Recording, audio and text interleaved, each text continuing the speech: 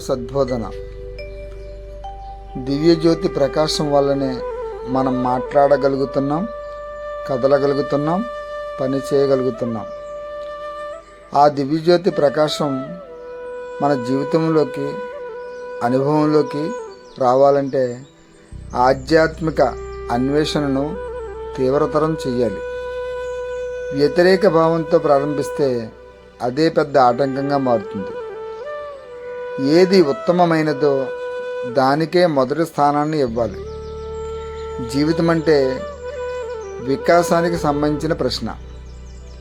జీవితం ప్రతి ఒక్కరికి ఒక ప్రత్యేకమైన పాఠం బోధిస్తుంది.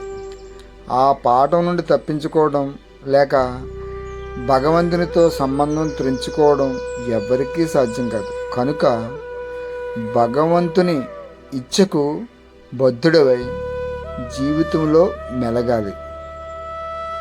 సర్వం శ్రీకృష్ణార్పణమస్తు. సర్వే జనా సుఖినో భవంతు.